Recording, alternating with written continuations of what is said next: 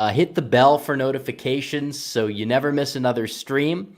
And we are here, and we are back, and we are ready to go, it seems. Let's see. We have 50 viewers in chat already. And we got ready to go. And we have a lot to talk about tonight. We have chaos in the House. The House is metaphorically on fire in a way. Steve Scalise, he's kind of like McCarthy light. He says he doesn't want to be speaker anymore. What's going to happen? What could happen? We'll talk about the pros, the good things that can happen. We'll also talk about the cons because we like to be as objective as possible here, contrary to popular belief. Also, Team Desantis has lost their mind once again. They are trying to go full desperation mode. They are trying to say that Donald Trump is supporting and praising terrorists and he's evil. And they're using a lot of neocon rhetoric in the process, which I find very strange from these people, given the fact that we were told from these people that Trump was the problem for being a neocon, but then these people come along and they show themselves to be true neocons. Snakes in the grass. All they care about is stopping Trump. That's it. They could say it's because of election victory they want to win. That's bogus. We see the polls. We know who the real candidate is here. We see the basic metrics. Doesn't matter. They throw it all out because they just want to stop one guy. Speaking of the polls and metrics, we'll also talk about Donald Trump. And we released a video about this today. Probably would have released a video on the House if it wasn't for the chaos happening later in the day. But nevertheless, new Rust Belt polls, they're looking great. And even if we want to say they're outliers, they're still looking great. And we can also talk about something new I found about the polls from 2022 that nobody's talked about. In these swing states, what was the problem? Why were they inaccurate? Well, you guys have to wait. I will tell you because we have found something in every single one of these polls that proves that the polls were right at one point. What happened? Why were they wrong? We've got the answers, folks. But speaking of answers, I received 2 late super chats from last stream that I did not get to read on stream because I said last call. They came after the last call, but still, I feel like it's only fair that we start off the stream by reading these 2 super chats. John Waffle H2P said, should they create a campaign song to get people motivated? I mean, usually when any side does it, it blows up in their face. We've seen this happen on the left. We've seen it happen on the right. They don't need to create a campaign song. The campaign song, I mean, the music that will kind of highlight a campaign will exist, but it's not going to be as good if you try to make a song for a campaign. Usually it's kind of a little bit of a corny type of ordeal. Andrew Mortensen also said, thanks for all you do, man. 5 years subscribed. Good night. That was the last super chat sent last night. Technically, we're not to 5 years yet, but if you do round up, a lot of people have been here. A great select few have been here since early to mid 2019. And that would make people virtually 5-year subscribers. Also, what should we do for the 5-year anniversary of Red Eagle Politics? We'll decide that later. But if you guys have any interesting ideas, feel free to super chat them in, I guess, because I'm not looking at regular chat right now. But what we will talk about is the chaos that is brewing in the House, because Kevin McCarthy goes out there and he just completely ignores the demands that were set in stone to even make him allowed to be speaker in the first place. And what happens then? Matt Gaetz says, no, this is BS. Stop with the liberal pork. Stop with all of this nonsense.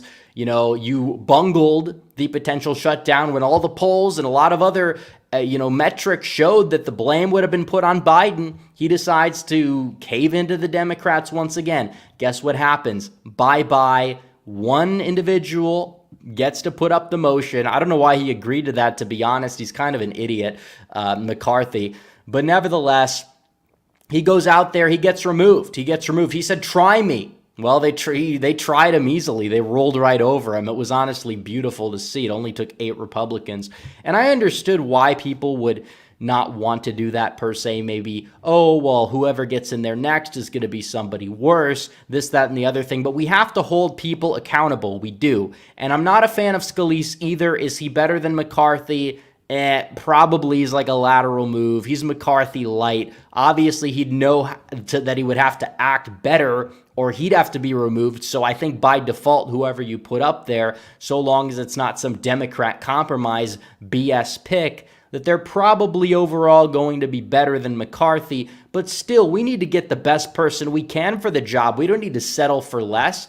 And you have somebody out there like Jim Jordan, who's very solid out of Ohio. He's very solid overall. I would designate him to be an America First fighter by and large in the United States House. Is he going to be perfect on 100% of issues? I don't think you're going to find very many people in Congress that would be. And if they were, well, they probably wouldn't be in the running for speaker. We have to work within our system. But Jordan was a realistically solid pick that we could have. And he lost the first ballot vote for Scalise, and it seemed like he was going to drop out or possibly get behind Scalise. But what happened? Scalise said, I'm leaving. I'm going away. Bye-bye. He's gone.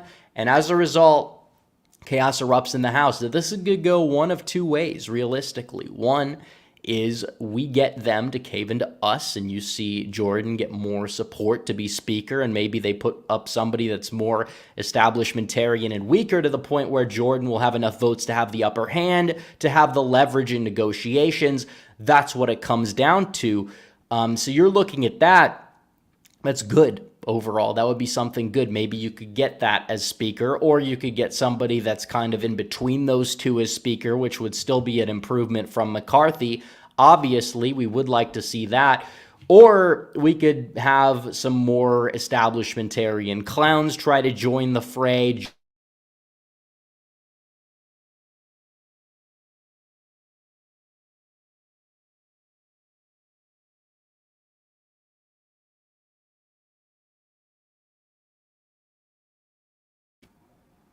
Okay, are we back? I don't know. It seemed like the stream went out for a second. I don't know why. I don't know why the stream would go out.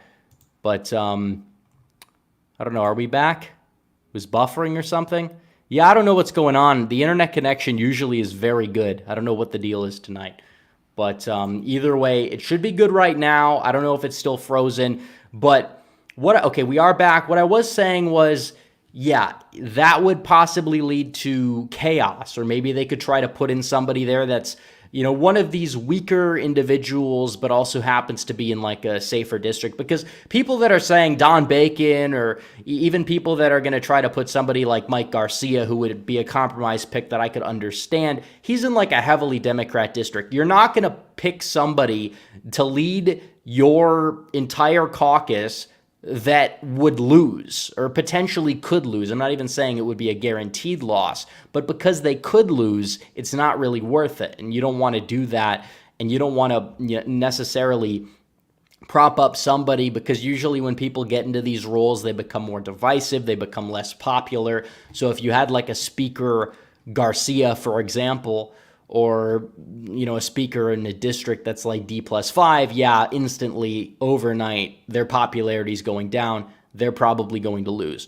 But still, we'll have to see what's going to happen over the next week or two. But this is chaos, and I'd like to see what people have to say about the speakership. I know people are saying, oh, Trump for speaker, and Trump said that he would be open to it for a temporary period, but then he endorsed Jordan. He's obviously not going to do it. The guy's campaigning. The guy's got a lot going on. It would be funny.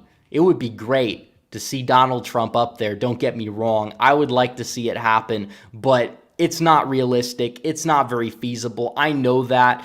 Obviously, I think that we got to look in the scope of what our options here in reality to get the best possible option that's going to be there. But still, we have yet to see. Some people have also floated Lee Zeldin to be a speaker, even though he's not a current member of the House, which I don't believe you have to be a member of the House unless they did change it in the rules package. There has been some discussion about that as well, but very interesting what's going to be happening there on that front. But nevertheless, this is the way things are going. You're going to have a House, once again, that by and large, if you can't get a good speaker in there, is not going to work for the people. We call the House the people's house all the time. Here's the problem. There manages to be a huge disconnect between the voter base of the party the voter base of basically the country at large, but mainly people that vote Republican, people that put these people in power, not just in a general election, but also primaries. There is a disconnect between the voter base of the party that needs wins delivered to them. Democrats will deliver wins to their people. Republicans don't do it to ours. What's the problem here? They're weak. A lot of these people are weak. A lot of these Republicans are establishment Republicans still. That's a problem. We are repealing and replacing the establishment. We're suffering setbacks here and there. I think we're making progress overall. It's not going to be in a straight line, but still, there is a disconnect between that voter base and who is in power. We have regained control of Congress. We did it, barely by the skin of our teeth. Partially because McCarthy doesn't know how to spend his money properly, but it doesn't matter when he could just blame everything on Trump and the Trump candidates. But nevertheless, it doesn't matter. The bottom line is these people get power, and what do? They send over all this pork and all this foreign aid to foreign conflicts that we have no business meddling in, for one. And for two, they try to expel their most solid congressman. It's true. George Santos is one of the best congressmen we have. I can't believe I'm saying that, but it's true. When you look at his voting record, when you look at the fact that he actually is not a member of the GOP establishment, that's partially why they're going after him so hard, but his voting record is very solid. It is something that I would say is America first, and he is kind of like this guy that probably, under normal circumstances wouldn't be in Congress, but still, he managed to get there, and he likes to shake up the system. And I like that. I do like that about him, even if, we have disagreements. But his voting record overall is extremely solid, whether you want to say he's a liar or not. Is he going to win re-election? Sadly, probably not. But why are we wasting time trying to expel him from Congress? Why not try to expel like AOC from Congress, or Ilhan Omar from Congress, or Rashida Tlaib from Congress, or Cori Bush, who hates this country? One of these people, why do we try to expel them from Congress, but instead you have representatives that claim to be Republicans that have an R next to their name trying to get rid of one of our best, most solid representatives because of the principles they say, but they don't even follow their own principles. The rules are written by the opposition.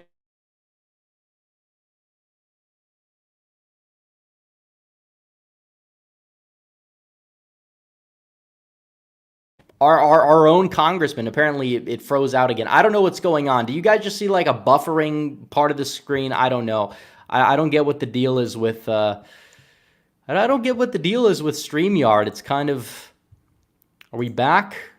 I think we are. I don't know what's going on, but either way, the connection tonight is not the best. I don't know if it's the wind. I'm going to blame the wind. Either way, we can get an Ethernet next stream, but it doesn't matter. We're going to continue. We're not going to let them take down the stream, even though we're going at the establishment tonight. Still, we got 500 live viewers in chat. Hit that like button. Hit that subscribe button. I know it's a little bit late, but nevertheless, you got a lot of people here. A lot of people care about what's going on. But still, that's my main point that I'm trying to get across on this topic, which we're going to wrap up in a second here. But it's like you elect a Congress to serve the interests of the people, serve the interests of the base. They can't do that. They stab their own in the back before they stab the other people in the back, which obviously you're talking about the left. They should be going out there and they should be delivering wins for their base and delivering wins that are in odds with what the other side wants. But instead, they just give the other side what they want. And I think that that's a problem. I think that it shows that the Republican Party is just broken. It's just completely broken. It's insane with what we're seeing. I don't know how much ground these people have to cede. Like, we're making progress. We're getting some solid people in there, and that's true, and that's good. But at the same time, we're still having a major problem because so many people, they just don't have priorities straight. And partially, it's not because they control their own priorities. Donors are who controls their priorities. The donor class is broken. This is why I call myself a populist. It's not because I believe that there's this power in the people, because that's what like the far left will say. It's because you have an elite that is broken. I believe in an elite because I believe in hierarchy, but the elite does not serve the American people. which is a very, very big problem. And we're not going to be able to save our country if you have an elite that is currently as broken as it is right now. And you see that right now in Congress. And hopefully we get to use this as another opportunity to shift the wind over to our side in Congress. But either way, you're either going to get McCarthy light or McCarthy lateral replacement, or you are going to get somebody better. Let's get the somebody better in there. Let's get the somebody better. We can make a deal, but we're not going to cede a ridiculous amount of ground to these people. The deal you make with these, so-called moderate types or whatever, we'll fund you. We'll fund you. You just gotta be quiet and vote the way we want. Okay, that's gonna basically be enough. That's gonna be enough to get these people. That's how the left would do it. That's how the left keeps their people in line. And usually it works out for them. But the right, oh no, not so much. So either way, we've been on this topic for 15 minutes. We're gonna be moving on, because there's another thing that's happening in the world right now, and you see this with the Israeli-Palestinian conflict that has been going on for quite some time, but it's been exacerbated by the fact that you have Hamas going out there and attacking Israel, and you see Hezbollah doing this. It's insane what's going on there. But you see DeSantis's team, they're in shambles, and they need a Hail Mary. They're not going to get it. They're not going to get it, but they need one. Because we hear from these people, well, the national polls don't matter because momentum really starts when you have the first primary. And I agree. I mean, look at the numbers in the first primary, though. Trump is not up by 45 or 50. He's up by 40. That's where the difference is. And this is a recent poll that came out. Trump's up 55-17.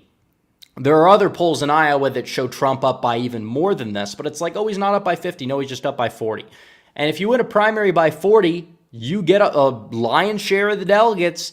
That means you're the front runner. These people are delusional if they even thought they had a shot to begin with at taking on Trump. But instead of maybe trying to run a campaign that is competent per se, they've done the exact opposite, because they know they can't fully attack Trump and get away with it, because the base usually likes and agrees with Trump. It doesn't mean that they're in a cult. It just means Trump largely represents their interests. When they don't, they typically boo Trump, like they did about the jab or several other topics, and Trump usually is receptive to them, and he usually will change and shift his rhetoric, as we saw on the jab stuff back in 2021. But nevertheless, you're looking at this primary, and DeSantis doesn't have an angle. There's no angle, because he can't claim to be, more conservative or further right than Trump on a lot of issues without just looking dumb, without just looking like he's, losing people. And you see that with some of these weird memes that they've been posting, terminally online stuff. And that's what it is. It's a terminally online campaign that's very incoherent. It just serves the purpose of taking down Trump, which is ironic given the fact these people say that Trump's base is in a cult of personality surrounding Trump, when they are in a cult of personality that does surround Trump, except it's anti-Trump and they want to get Trump out of the way. Maybe it's because they believe the false song of eluctability and they take all of the wrong lessons away from the 2022 midterms, or it's because they happen to just understand that Donald Trump is not a neocon, that Donald Trump is not a member of the establishment, and in fact, he's a threat to it, so they want to get rid of him. So they want to go out there and they want to take him down. And they are starting to adopt more neocon rhetoric because Donald Trump has good foreign policy. Donald Trump is a peacemaker. He's somebody who wants to negotiate deals. He's somebody that wants to get along with everybody. Yeah, he doesn't want to take a militaristic approach to China. They attack him on that. Why should we? Do you want World War III? Do you want to get in World War III? DeSantis on the Russia-Ukraine stuff, he knows now he can't shill for Zelensky, but a lot of these people were shilling for Zelensky early on. I released a video about the Russia-Ukraine conflict back in early 2022. Even some of my own fans were disliking the video, but I think a lot of people that disliked it would come to agree with it by and large in a year's time, because it did seem to age pretty well. And overall, no side is really winning there. But this notion that, we have to get involved in all of these conflicts, usually it just destabilizes things even more. And you could look to the past 20 years and look and see what our foreign policy has done. It has not exactly been ideal. And do I support Hamas? Of course not. Do I support these other terrorists? Do I support Palestine? Of course not. That's not the point. I also don't support sending billions of dollars overseas to fund, Israel either, because you look at Israel, they could take care of themselves. They have in their reserves like almost 500,000 in their army. They could easily take on all these groups that are attacking them right now, and I believe that they will.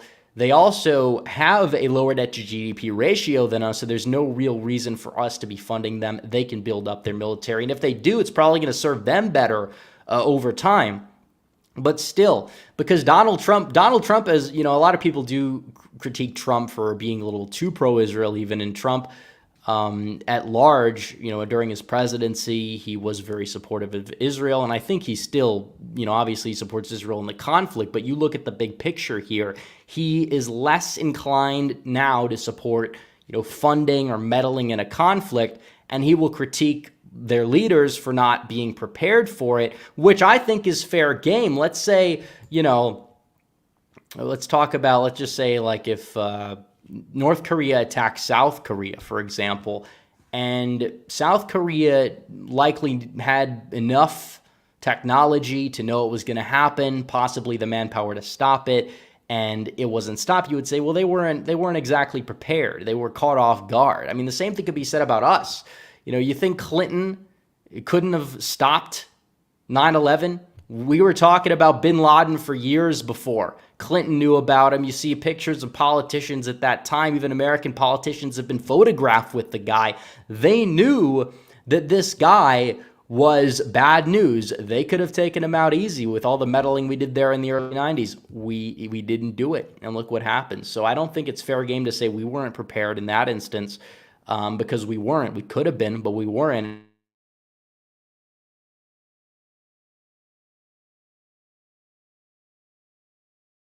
And okay, we're back. I don't know what there was a little buffering, but if Trump says, which he did, he said Netanyahu didn't do the best job. Is that a bad thing necessarily that he's saying?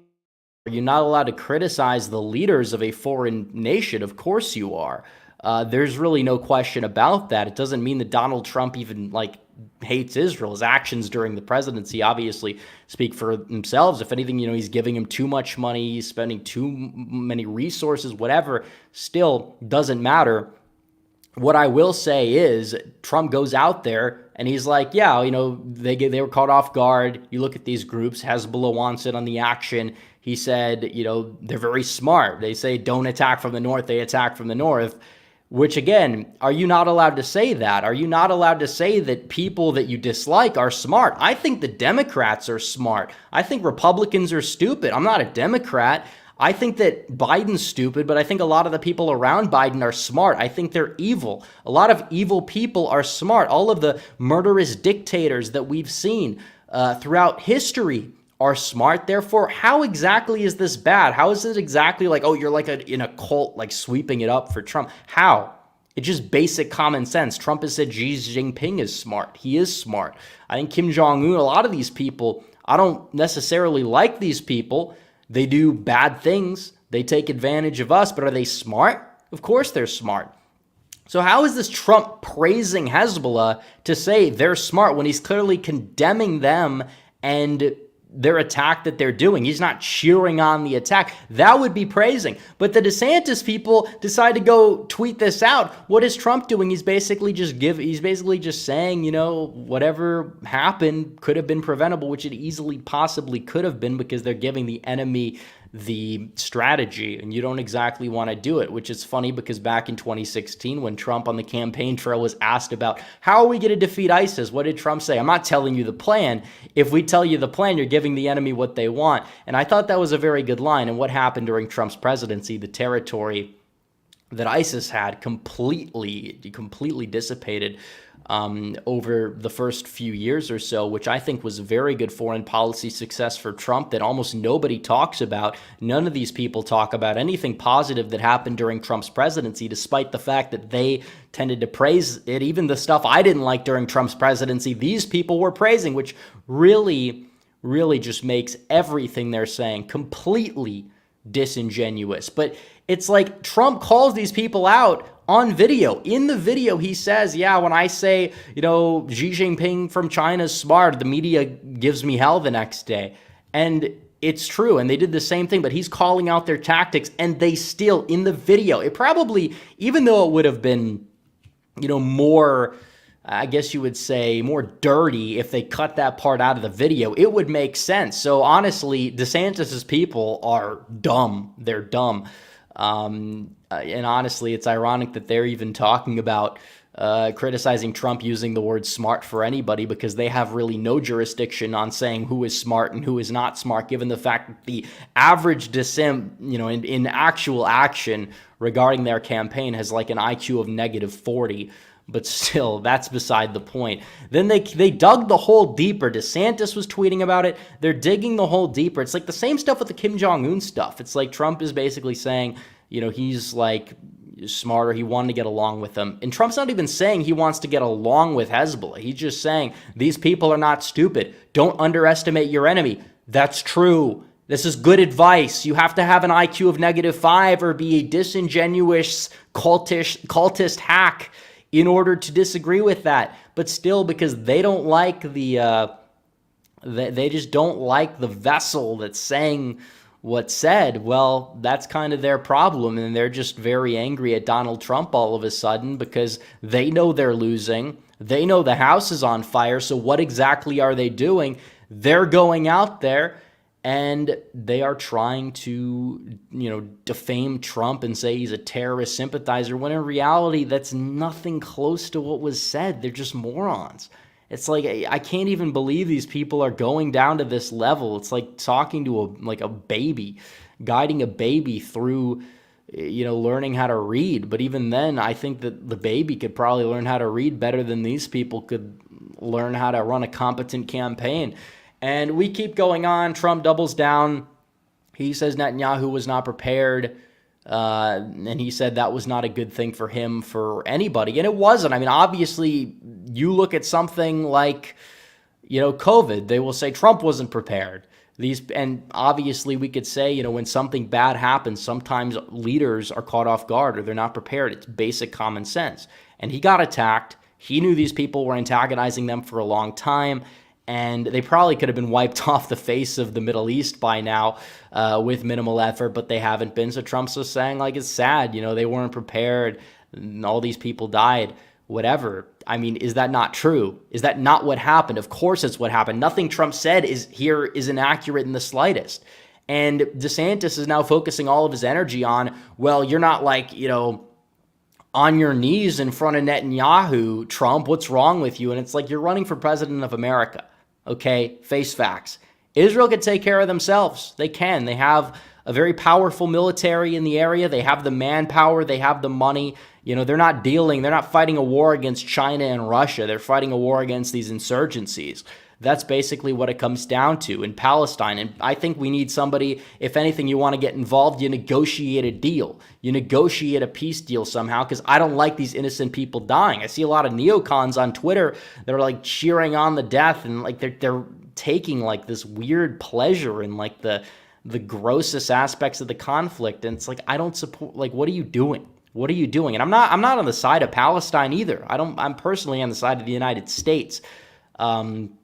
Personally, I think that overall we need to stay out, but ideally you would have Israel defend themselves. I mean, they have the right to exist and defend themselves. I don't think that's controversial. Do I support everything they do? No. And obviously you're not allowed to say that in some of these circles, but it's true. I'm America first. I'm not Palestine first. I'm not Israel first. I'm America first. I'm not Ukraine or Russia first either. But either way, the bottom line remains the same. You see DeSantis, it's like he's campaigning for another country at this rate, with how much energy that these people are focusing on this conflict. And it's not something that's going to drum up a lot of support. It's not. Face facts. Seriously, the average primary voter in Iowa, I mean, do they probably side with Israel in the conflict? Yeah, but are they going to be this invested in it to the point where they're willing to throw a temper tantrum because Donald Trump is telling the truth about Netanyahu maybe not being 100% prepared, which he obviously wasn't? I don't know. But these people, the way that they twist the narrative, honestly, it's honestly more disingenuous than what the left does. Like, maybe we should use these tactics, but like, you have to be brain dead to even accept these tactics as usable. Or maybe it's like the IQ thing where we're the midwits, and if we use these against the left, we'd be winning, but we don't control the narrative necessarily. At least the DeSantis people have, Fox in their corner, which apparently now they're mad at Fox because Fox is not like attacking Trump over this, because even Fox has more journalistic integrity than the DeSantis people, which is crazy. But this is what happens when your campaign is built like garbage. This is what happens when your campaign is losing so much. You try to grasp at whatever straw you possibly can grasp at, and what happens? They're losing by more than ever. They're digging their own hole. They're going to be below Nikki Haley. They're going to be below the fat, obese guy. They're going to be below Vivek. They're going to be below everybody at the rate that they're going, because I've never seen a campaign that's run this poorly in my entire life. I have never seen it. I've never seen it. And we've been covering politics on this channel for 5 years, but a presidential campaign like that was supposed to pose a challenge, supposed to be competitive with Donald Trump, it's imploded.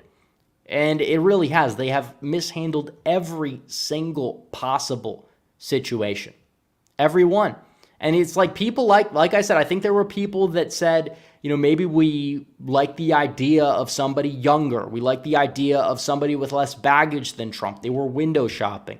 A lot of people thought that's who DeSantis was. And they heard the guy talk. They interacted with his surrogates online. And they said, what the hell is this shit? We're going to get out of here as fast as we can. Trump, is there still room? And then Trump's like, yeah, come on. And guess what happened? And Trump's gaining in the polls. And is Trump just gaining in the polls for the nomination? Well, he is.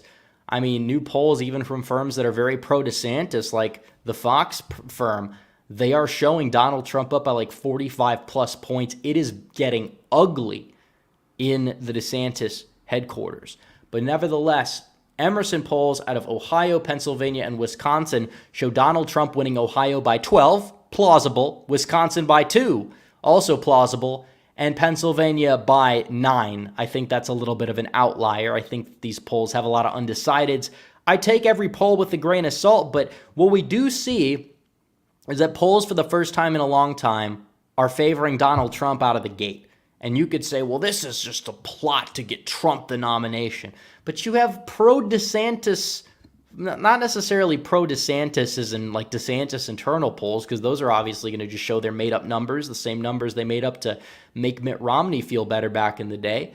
But we're talking about like Fox and like these other groups that tend to favor DeSantis more than Donald Trump. They are showing Donald Trump up in a lot of these swing states, Michigan, the Detroit News. They are like really establishment Republican over there. They endorsed Gary Johnson in 2016 because they didn't support Donald Trump, but they supported Romney McCain. That poll shows in Michigan, Donald Trump up by 7. These polls show Biden all behind by a ridiculous amount. It shows Biden's not popular. And the people that don't like Biden and maybe don't like Trump, they're not going to hold their nose for Biden. A lot of them will vote for Trump even. Some of them I'm sure will go third party. I don't know what the RFK Jr. situation is. Will he get on the ballot or not? We'll cover that in a video possibly this weekend. But it's like, guys, seriously, this is a winnable election. It is. Donald Trump is your best bet. Donald Trump, put him in there. See what he could do. Like, he has a very good shot at winning. And I'm not saying he's guaranteed victory, but you're looking at all these swing states. He's in a very good position. And you could say, well, what about the midterms? The polls in these states in the midterms. Pennsylvania showed Oz was going to win by like a point. The polls in Wisconsin showed Johnson ahead by 4. He only won by 1. I mean, in Ohio, they showed Vance ahead by like, 10. He only won by 7. But here's the bottom line people are missing. There was an error because you look at the fact that Democrats vote early. And the early voting starts in late September. And it starts in some states in, early October. And as time goes on, the people that you get to reach in the polls tend to be the people, maybe they haven't voted yet. They're going to be more likely to answer a poll. And you could say, well, some pollsters wait for that. Well, some people tend to give inaccurate information about have they voted, will they vote. There's just a lot you have to account for. but it's true. Look at the numbers. Look at the sheer numbers. Go to late September. Arizona, dead even. Had Mark Kelly up by like 5, the exact number.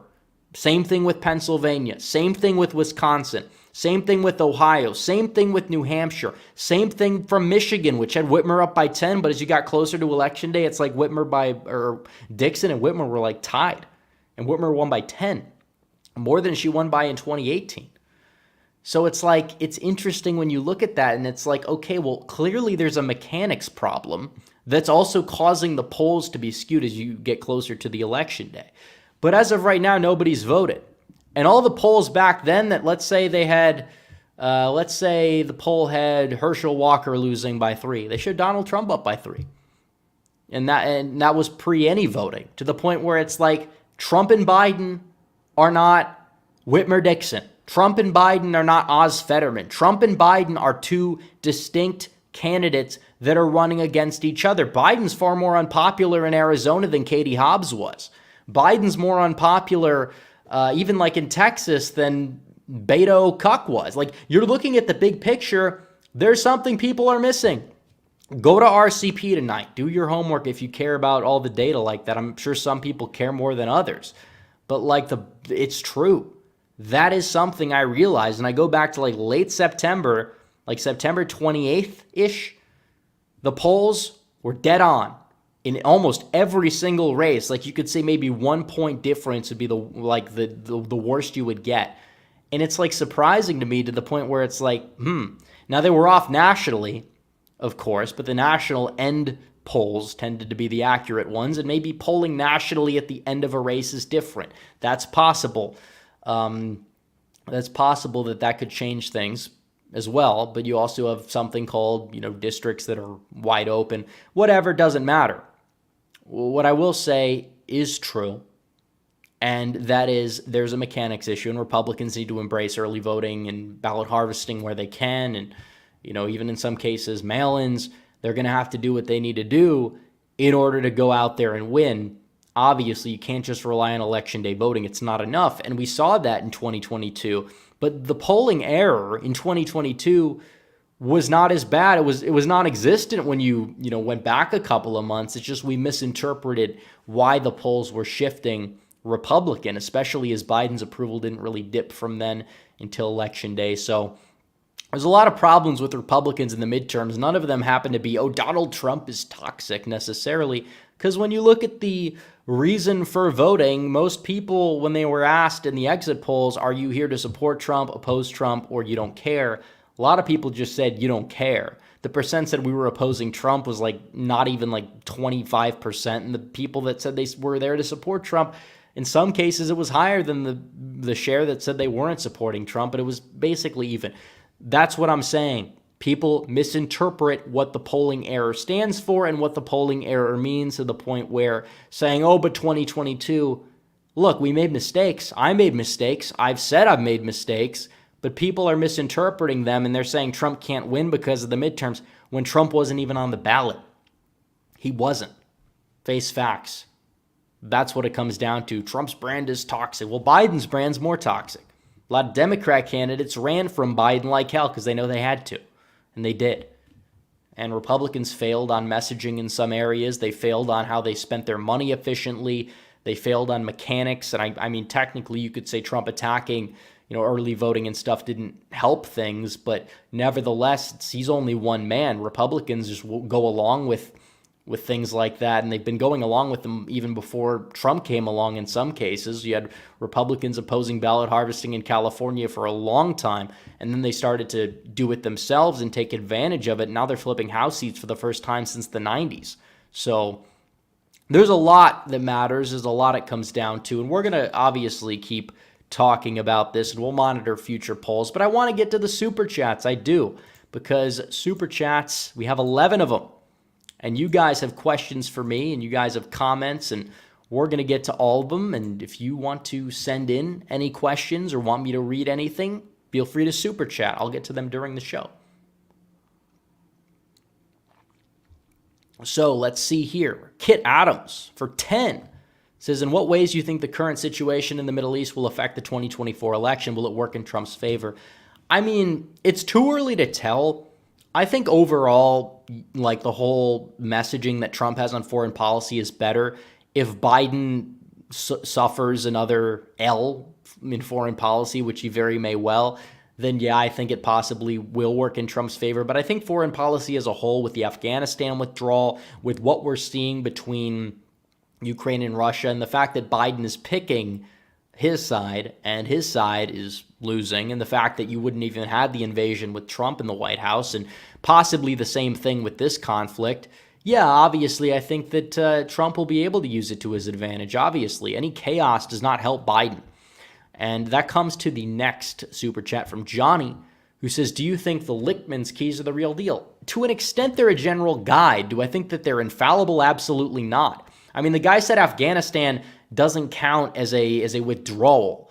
And he also said Biden's passed major changing legislation, despite the fact that a lot of his bills are like just regular aid packages and things like that. Like, Trump actually put into law a tax code bill that just radically transformed the way a major process takes place in the country. Obama had his Obamacare. Bush had the Patriot Act. Like, those are the landmark pieces of legislation.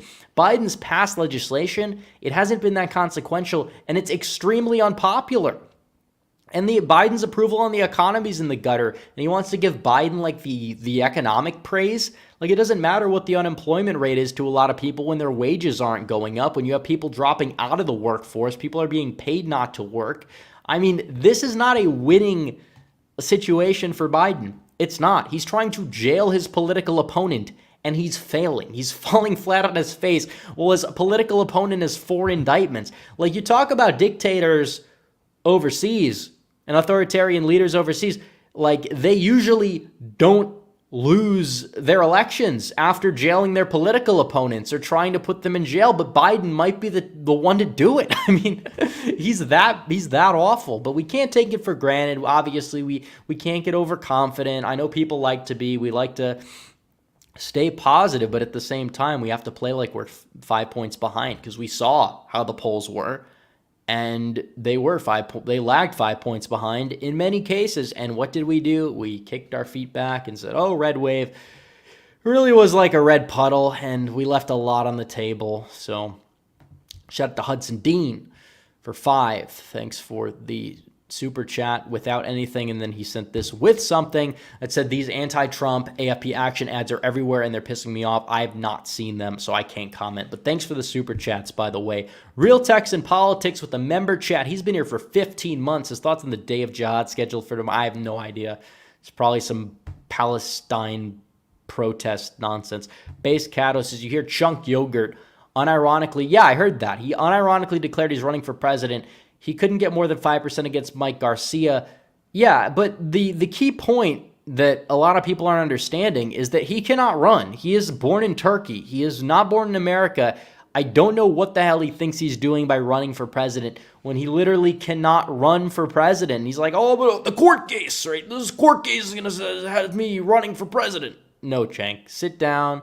Enjoy the bacon grease. You're not going anywhere. Your career's basically over. Who watches the Young Turks in 2023 anyways? Probably nobody. I have no clue. I'm sure his viewership's down. If not, it's inflated artificially. Who knows? Trump Reformation. Number 5 says Alex Jones for speaker. As entertaining as it would be, it is just not viable.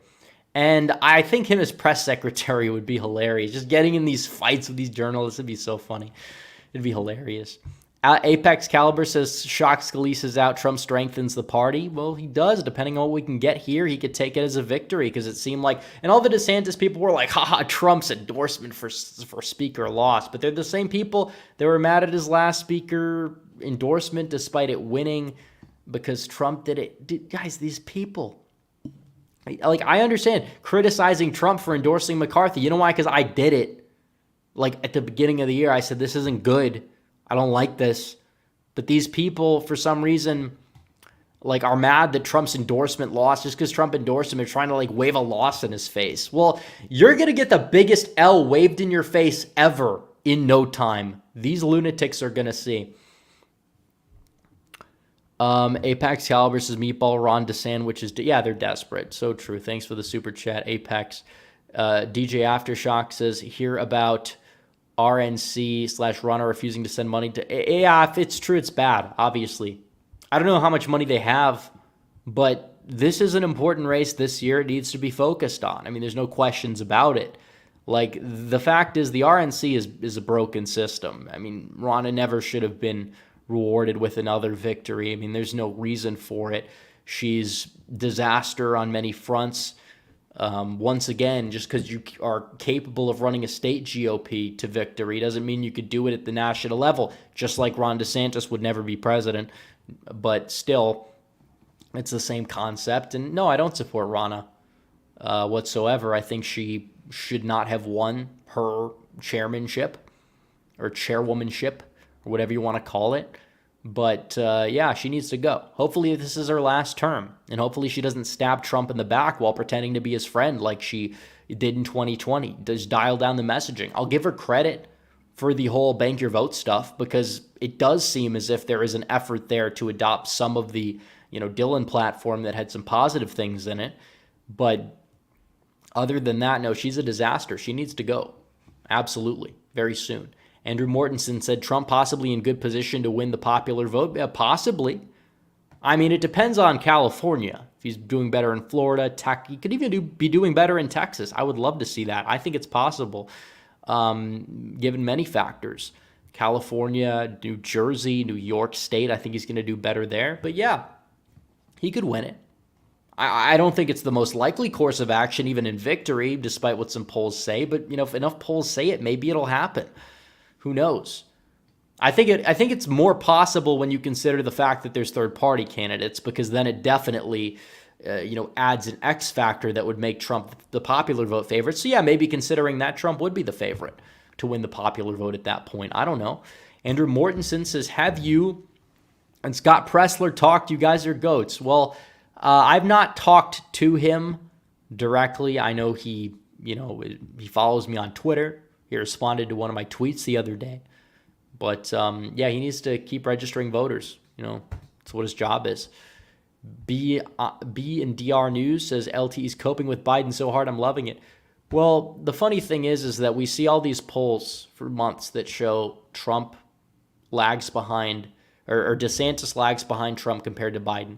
One poll from Fox News, which is pushing an agenda that still has Trump up in the primary and shows he's probably going to win the Electoral College, but has him down 1 to Biden, has DeSantis up by 2 to Biden. It's one of the only polls that, the past year that's shown that. That comes out, and then the guy makes a video about it saying, Trump's the weakest Republican. It's like, are you ignoring every other poll? I understand clickbait. Look, we all do it. You have to if you're a content creator. Got to keep the lights on. Got to have people watching. I didn't watch the video. Maybe it was more nuanced, but overall, yeah, I mean, whatever. It doesn't exactly mean that just because you see one poll, that's going to be the eventual outcome. So Jeremy Greenberg says, what do you think of the Pennsylvania Senate candidate Edith Puthie? I don't know. Look, McCormick's got the nomination. I hate to say it. I wish it was somebody else, but it's going to be him. And would I vote for him in a primary? Probably not, but he's going to be the nominee. He's got the endorsement of almost everyone in the party, and he's going to lose. He's going to lose unless Trump has an amazing night. In that case, welcome to the Senate. You better behave, or you're going to be primaried out the way that Specter was in Pennsylvania. But it's true. I mean, that's the way it is. And I will happily take our victory lap in a place like, I don't know what we're going to see in Montana or Ohio, but Lake is running for Senate, and it seems like she's running a campaign that's built to win. Better messaging than 2022. She's taking the Steve Daines playbook, and she's implementing it in her own style that works. Now, obviously, it's going to be an easier race because it's a three-way race, and I think Sinema's going to take more away from the Dems, whether people want to agree with that or not. But, yeah, I think Lake has a very good shot, especially if she's going to be tied to Trump. Again, midterms are not presidential elections. You're tied to Trump in a presidential election, Trump gets whatever percentage of the vote, that's what you get. I mean, that's how these things work. Presidential elections are not midterm elections. I think that we all wish we would have understood that coming into the midterms, but still, you could look at the midterms, and honestly, the midterms, if anything, prove we need Trump to win. That's what we need. And people get the wrong ideas from their losses, and they keep losing. What the hell is going on? I wonder why. They'll blame us for that, too. They were able to get rid of Trump, or they nominated DeSantis, and DeSantis goes out there and loses. They'd blame Trump for it. They'd still find a way to blame Trump. Some people would say DeSantis was too closely tied to Trump somehow. As ridiculous as that may sound to people now. Or they would say, well, the Trump base is bitter and stayed home. It's their fault. Well, maybe you could have actually ran a campaign that would have inspired them to vote, morons. I don't know. The Meep Kid says, would the Republican neocon crying out war affect Trump? I mean, not necessarily. I mean, Trump's always been a little bit at odds with them on that front, to the point where I don't think it really affects the electoral aspect of things. Trump probably is better off when he's running against both parties. That might be the blessing in disguise. If Trump won in 2020, and like in terms of him getting a second term then and there, then like his second term, I think it would have been better than his first, but it wouldn't have been ideal. He wouldn't have had to go through the trials and tribulations. He wouldn't be 4 times indicted. Maybe now this is like a, blessing in disguise of some kind. Biden's making people understand that Trump's not bad, just giving contrast. I don't know. I have no idea what it would be, but either way, it's possible that this could be turning into a positive thing. This could be an era of reflection, because it seems like Trump's agenda and his messaging is a lot better than it was going into 2020. And that's one of the reasons why I'm so emboldened to support the guy. It's not just a dunk on the DeSantis people. It's because I genuinely believe that if he gets in there and even implements about 30% of whatever he's got going on now for his agenda, that he's going to go down in history as one of the greatest presidents of all time. I mean, he's already going to have that footnote about him, right up there with Grover Cleveland as the non-contiguous president. But man, imagine if you get a better House, you get rid of McConnell, you have a sizable Senate majority, maybe you got 53, 54 seats, you got Trump there, you got Jordan as House Speaker, because Republicans probably do keep the House if Trump wins, even if it's by a narrow margin, and you go out there and you get things done that you weren't able to get done in your first trifecta, and you understand how Washington works now, and you understand how broken the system is, that would be a dream come true. And I'd much rather have that, even going through what we're going through, than having, Trump, but maybe a little bit better from 2017 to 2021 for 4 years. And then who knows, Mike Pence would be the nominee in 2028 instead of maybe somebody like J.D. Vance, or who knows? Like, seriously. Let's see. Zachary Gioello. Sorry if I'm mispronouncing that. Zachary G. says, I think Biden has a very good chance on losing re-election. He's polling in the 30s, and no incumbent has won re-election below 45% unless you're polling in the mid like Obama in 2012, which, again, you had a polling error in 2012, and we could see a polling error again. But the bottom line is Biden's hated in Michigan. He's hated in Pennsylvania. He's hated in Wisconsin. And those people aren't voting for DeSantis either. If he's the nominee, make no mistake, he's not that politician that relates to those Rust Belt voters. Trump is. Trump has the X factor, and now he's touting the pro-worker messaging again. He didn't have that in 2020. Like, folks, this campaign is built to win. And DeSantis, people say Trump's running a bad campaign. DeSantis is the best Republican candidate I've seen since Eisenhower. Really? Really? The best candidate you've seen since Eisenhower is polling at 12% to the worst campaign in history, according to these people. That's how deranged these people are. And yes, polls can be wrong, but are they ever wrong by 40 points? Absolutely not. And they know that they're currently in shambles. They know they're in shambles right now. Let's see. SMW physicist says, what states that are considered safe or likely Democrat Republican today could be future swing states? I've gotten the super chat almost every stream, it seems, in some way, shape, or another. And I think the answer is you have to look to Kansas. I don't like what I see there. I don't like what I see in Alaska, honestly. Rhode Island and Delaware could very well flip Republican for all we know. There's so much we don't know. You can't predict future elections. We thought Minnesota would be moving over to the, solid Republican column by now, but we just mainly misinterpreted a lot of what we saw in 2016. So let's see. Andrew Mortensen says, when Trump wins, he should middle finger Fox News. Well, they're going to try to get on his good side again if that's the case. And I don't know what he's going to do, because it does seem as if he probably will be friendly with them again, because typically he is friendly with people that are friendly to him. But I think that there is kind of this bad taste compared to 2016, to the point where he probably won't be as friendly to many of their hosts. But who knows? Hopefully he just partners up with Tucker and does a fireside chat type of thing with him. I think that would be really cool, and I think a lot of people would love to watch that. Let's see. John Waffle, H2P, says, do you see Kari Lake as Trump's successor? Well, let's get her to the Senate first, because I think people jump to the conclusions, and I support Lake for Senate. And if somehow she doesn't get the nomination and it's Lamb, I don't think that's going to happen. Would I support him over the opposition? Yeah, but that's not the point. Lake has the best shot. She's got the Trump endorsement now.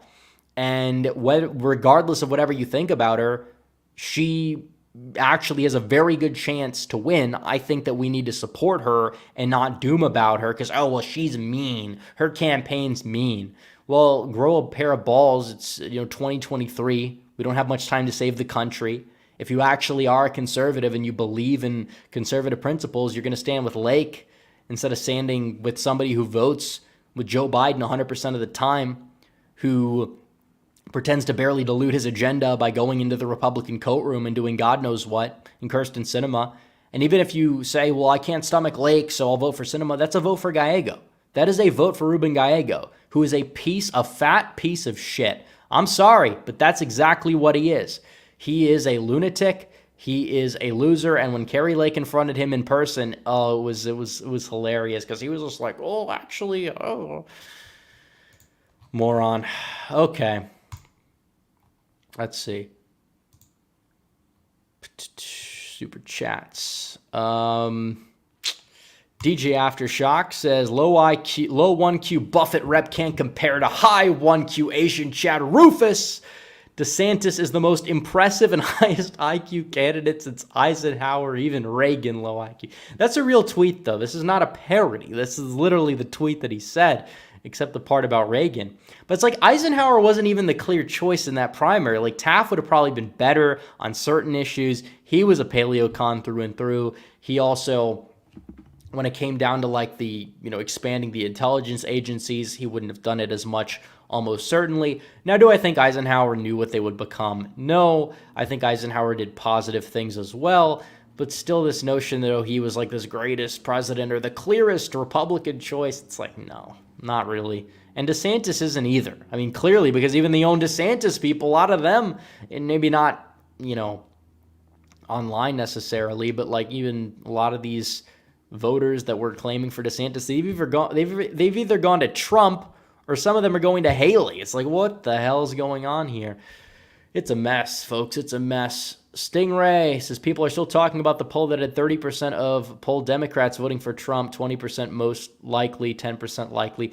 Well, this is what happens when people overanalyze crosstabs, because some of the most accurate polls in history have crosstabs that make zero sense. And every poll we saw, Trump's going to get 20% of black voters, but he's going to lose seniors. He won seniors and got 10% of black voters. So you can't really look too much into crosstabs and say, this is definitive, because that's not how it works. Andrew Mortensen says, Byron Donalds and Josh Hawley ticket for 2028. We'll cross that bridge when we get there. Luke Newman says, a lot of people say Nikki Haley's more electable than Trump, saying she's up by 5 against Biden, but Trump's up by 1 against Biden. See, this is a poll that I actually will believe the DeSantis narrative that some polls are intentionally curated, because they are, to prop up certain candidates over others. And it's clear that Nikki Haley is being propped up by Fox because Nikki Haley is the most establishment candidate overall. DeSantis is who they're going towards, mainly in the donor class, because, they think he could replace Trump or he could eat into Trump's space because they're a little bit smarter than the Haley bros. But Nikki Haley, she really is bird brain. She's very low IQ, and she's very vicious, and not in like a way where I'd want her on my side because she's vicious, but vicious is in like a way where it's like she's just very off-putting. She thinks she knows more than everybody else in the room. The way she talks about, younger people overall acting like they're stupid, the way she taught, like she's just a disaster, a warmongering disaster. I could honestly never vote for her. If she got the nomination, that'd be probably one of the few people where I would consider, yeah, I'll vote third party and then vote Republican down ballot because she's just that bad. She's just that awful. She's that off-putting, and we can't have that. But nevertheless, we're an hour in, and I think we've covered a lot of good ground here. And I think that I'm not necessarily saying we're going to wrap up the stream, but if you guys have any super chats to send in, now is probably going to be the time. We have another super chat that just popped up here. Benson X says, Haley will win due to the slow vote. I believe this is an esoteric Twitter reference. Slow is in the UK.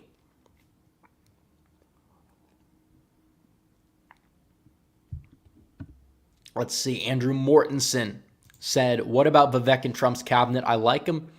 Yeah, Vivek is an interesting character. I would personally think that, he'd be a great addition to a cabinet.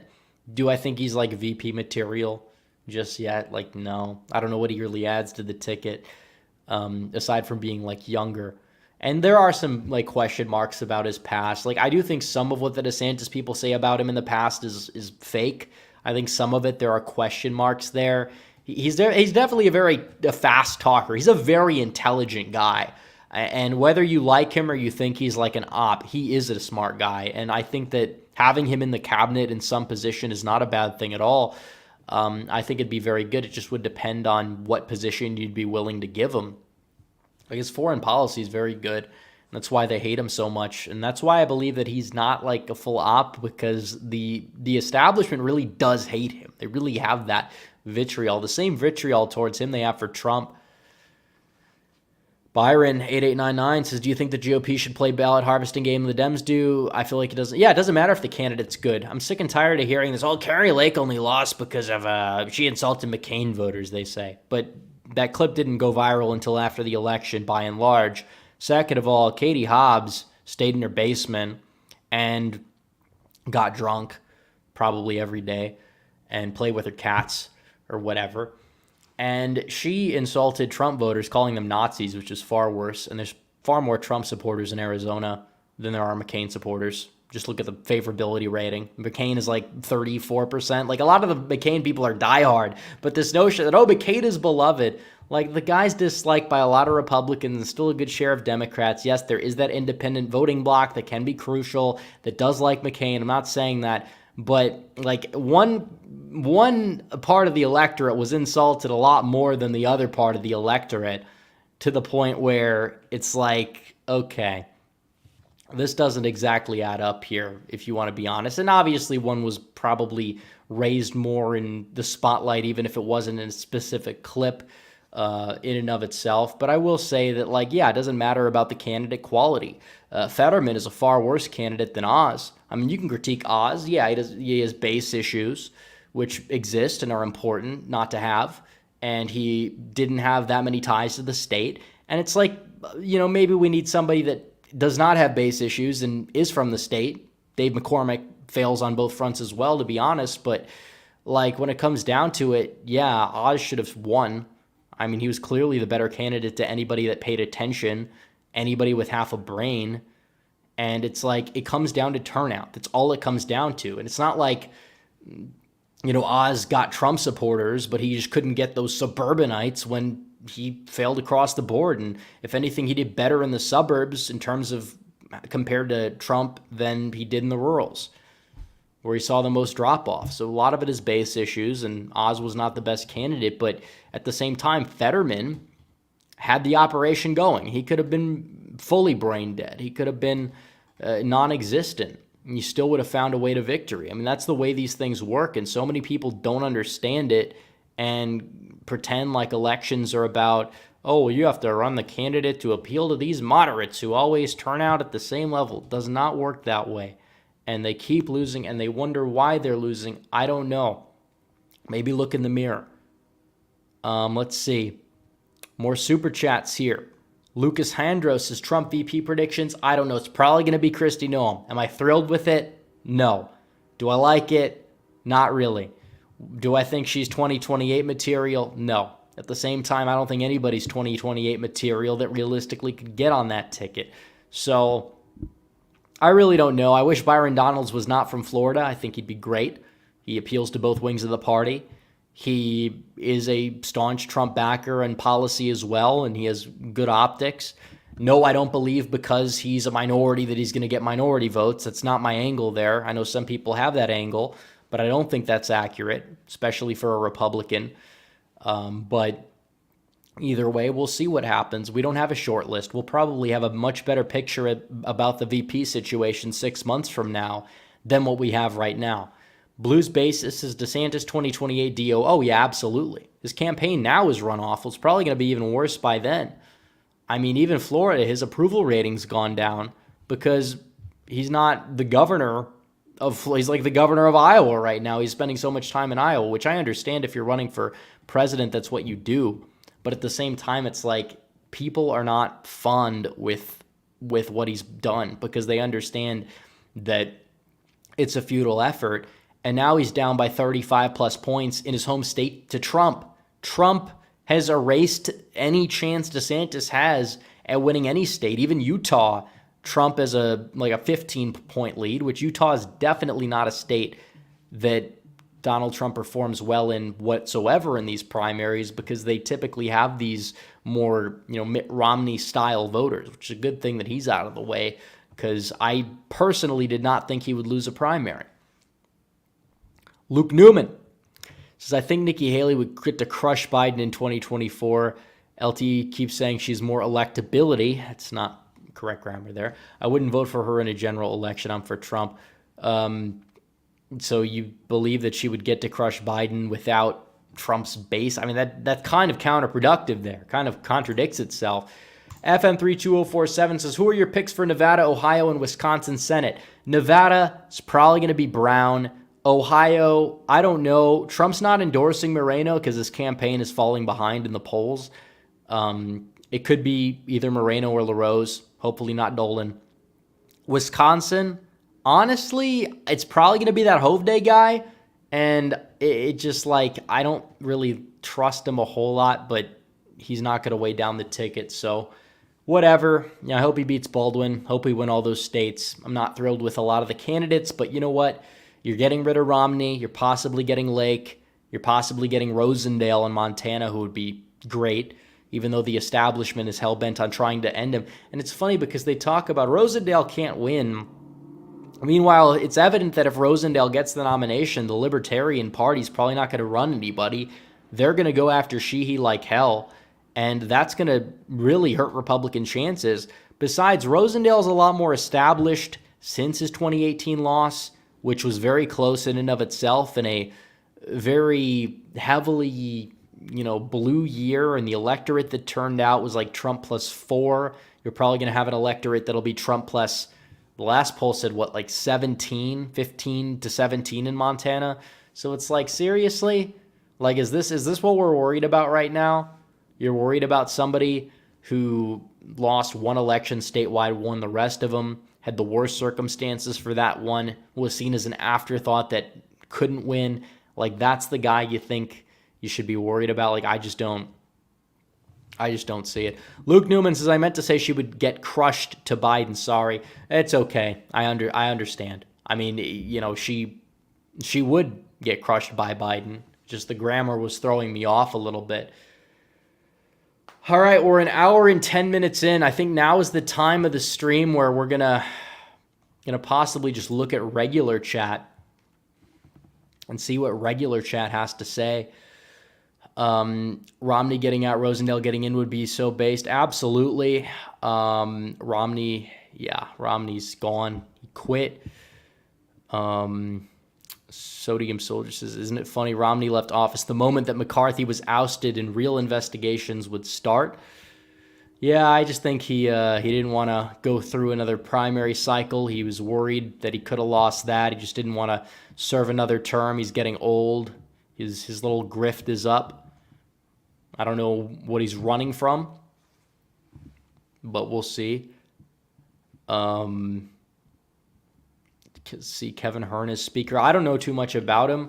Is he better than the other Kevin? Probably. I mean, it's not a very high bar. But we'll see. 2024, we're almost here. I mean, the primaries we're 3 months from Iowa. This weekend will be 3 months from Iowa. Just crazy to think about. But yeah, let's see. Mace on the short list for VP. I wouldn't like that. I'd rather have Noam every day than Mace. Mace is somebody that would probably give Trump some base issues, given how just liberal she is, and she's just a disaster. Like her tweets and everything. I did a whole documentary back in the day on South Carolina, and it's just like really meh. Kevin Hearn is an A rating on Numbers USA. That's a good thing. That's a positive. I know he's in Oklahoma.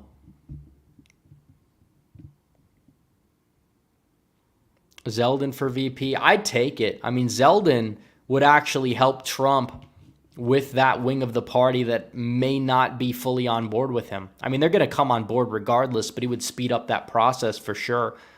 I mean, can you believe he's been the one that stood by Trump? All the DeSantis people were propping him up.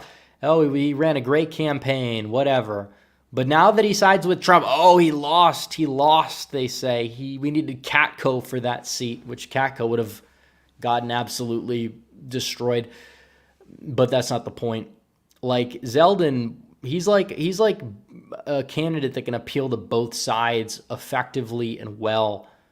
Like, I think he would be a great VP overall. And it's like, I don't want the VP to be presidential material because they're not likely going to be. And come 2024, they're probably not going to be, or 2028, I should say, they're not going to be the front runner, even if they do decide to run, which I think might be something positive with Noam.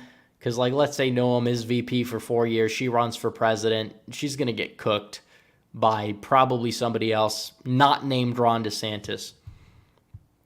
APAC Talbot says if RFK makes the debates, which he won't, more likely than not, who gets hurt more? It would depend on how the debate goes, honestly. But I mean, either way, the guy's not making the debates. The guy's not going to poll well as more time goes on. And I don't even know if he's going to be able to make the ballots, especially as an independent. He would probably be better off trying to get the Green Party nomination. I mean, he's an environmental nut job to the point where that probably would be up his alley. Also, when it comes to like the economic stuff, like he does have some relatively far left propositions there, so he would have some appeal. Who knows? But let's see.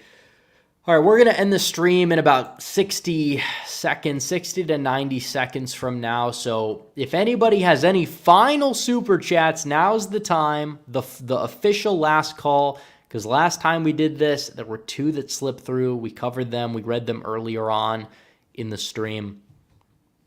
But if we have any final super chats, send them in. Regular chat is talking about speakership candidates that they would prefer. A lot of people are saying Jordan or Zeldin. Yeah, people did talk about Zeldin. We covered that earlier on in the stream. First 15 minutes we did was about the House speakership chaos.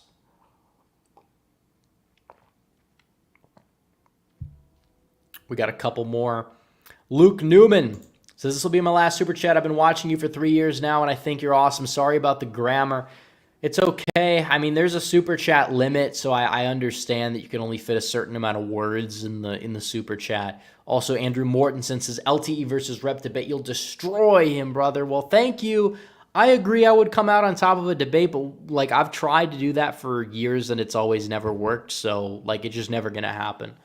So, take it or leave it. Sorry. I'm not the one disappointing. Politidoxy with Aaron Friedman says, great job, Red Eagle. Thank you. I appreciate it. Appreciate the super chats tonight, guys. But I think that's going to do it. I think we're going to end it. So make sure you guys like the stream down below before you go. Subscribe, hit the bell, and I will see you guys in the next one, whenever it is. Red Eagle out.